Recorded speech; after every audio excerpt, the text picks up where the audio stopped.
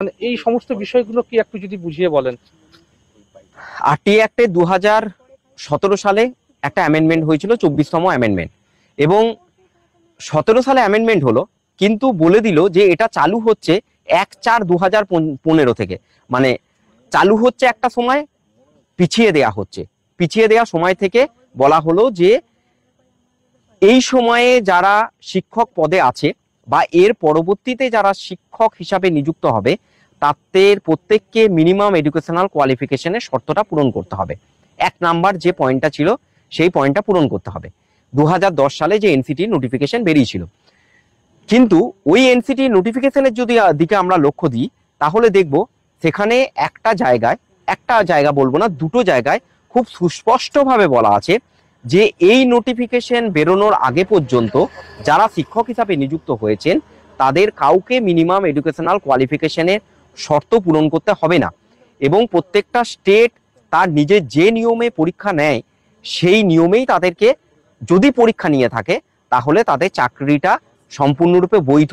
শুধুমাত্র ডিএলএড এ যারা 1 বছরের পিটিটি কোর্স করে আছে বা যাদের কোনো রকম ট্রেনিং করা নেই তাদেরকে কিন্তু ওই ডিএলএড ডিগ্রিটি করতে হবে। এবার তার শর্ত হচ্ছে এইচএসে 50%। তো সেই জায়গাটা তো সমস্ত টিচাররা করেছে, 50% পেয়েছে বা ডিএলএড করেছে।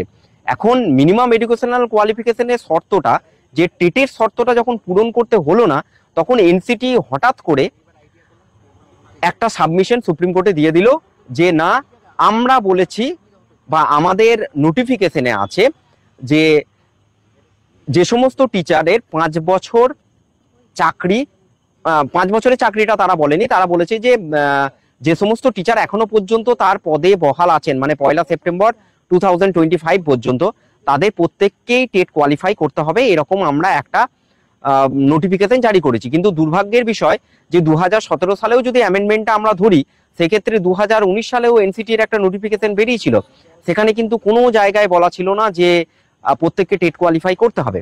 এবং যদি ধরে নিচ্ছি যে একটা সময়ে সরকার বললো যে আমাদের টেট কোয়ালিফাই করতে হবে, অবশ্যই সরকারের সিদ্ধান্তকে যদি আমরা স্বাগত জানাই, তাহলে 10 সাল থেকে 2015 সাল পর্যন্ত 5 বছর পেরোলো, তার পরবর্তীতে আরো 4 বছর পেরোলো, মানে হলো মোট 9 বছর।